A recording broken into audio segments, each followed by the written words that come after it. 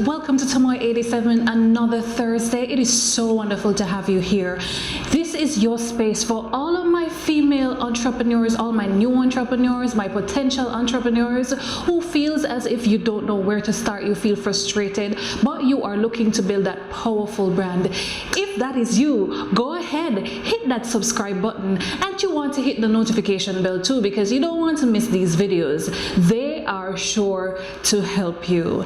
Now, today we're going to be speaking about how to stay productive working from home as a small entrepreneur.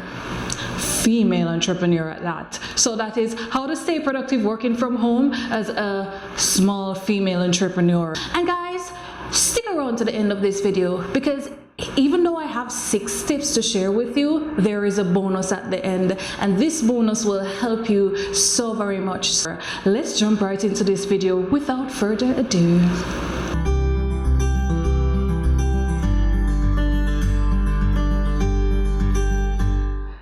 Trust me, working from home as a female entrepreneur, it takes a lot. Because if you are a female that loves to clean, loves to wash, loves to do the dishes, loves to ensure that everything is clean and right, being an entrepreneur at home is going to take a little bit more diligence than you previously had thought about. So let's jump into, 6 little steps that I try my best to work by, that helps me along, and hopefully it can help you too. All right, let's go. All right guys, so I ensure that I write my steps down. So if you see me looking down, just know that I am looking at my phone, because yes, I want to ensure that I get this across to you right. So number 1, don't overdo it. Don't OD. Set 3 to 4 tasks per day to make your goal reachable. That's 3 to 4 tasks per day to make your goal reachable. Set these tasks the night before, or set daily tasks for the following week on weekends. So on weekends, like on a Saturday night when you have nothing to do, being that most of us can't go out right now, or on a Sunday when you're feeling relaxed and the week is ahead, I suggest that you write down for the week the things you have to do. Things may fall in place. Like me, I prefer to write them every other day, because every other day works for me. It might not work for you. So I'm suggesting that if you find it better, write them down weekly, or you can write them down daily. When you wake up knowing just what to do, it helps you to flow properly, it helps you to stay balanced, and you are less likely to run off track. It's kind of like when you go to the supermarket without a list. You pick up everything at the supermarket minus the thing that you really wanted. All right guys, number 2, leave your tasks open on your phone screen before going to bed. So when you read your Bible, or you read that book that you wanted to read, or you finish doing whatever it is you're doing on your phone, open up your task list for tomorrow on your phone, close your phone with the list on. So tomorrow when you wake up, the first thing you do when you look at your phone is you see your task list.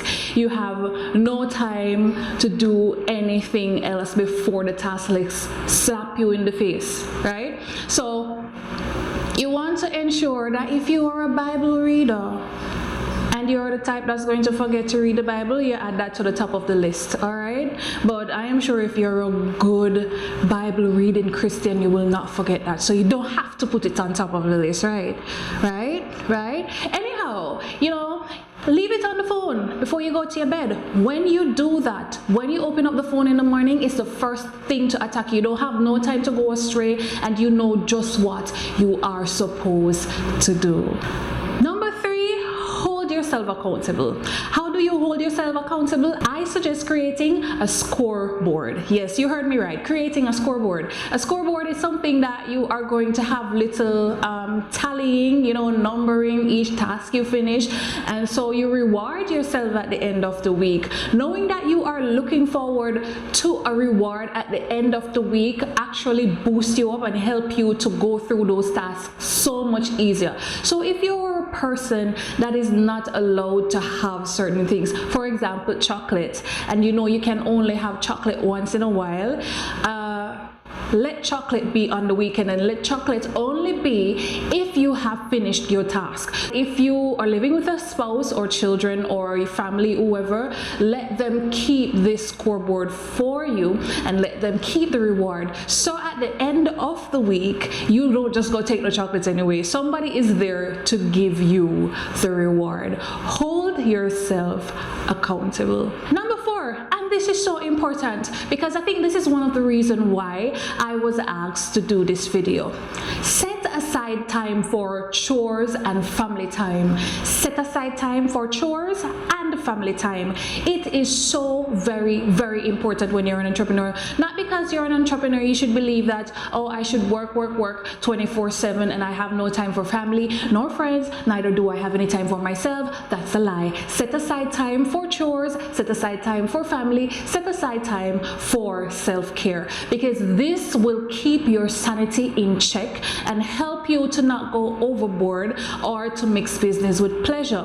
Set your business time, right? And you know, set a time of the day, like get things done by 3 o'clock, get things done by 4 o'clock. This is why I said at number 1, don't overdo, set reachable goals. If you set reachable goals, you should be able to finish them at a certain time of the day. So for us that do YouTube, you know that YouTube, if you're a morning person, YouTube is in the morning. If you're an afternoon person, YouTube is in the afternoon between 1 and 2. If you are an evening person, YouTube is in the night at 6 and 7. All right, so ensure that you set up your time properly so as to stay on track, so as to ensure that your family does not feel left out. It is selfish of you to not give your family any time when you are trying to get things done. There is nothing like a family or a spouse or children who knows your goal and is still able to spend time with you while you complete your goal. Number 5, organize your workspace and keep clean to bring out that productivity, that creativity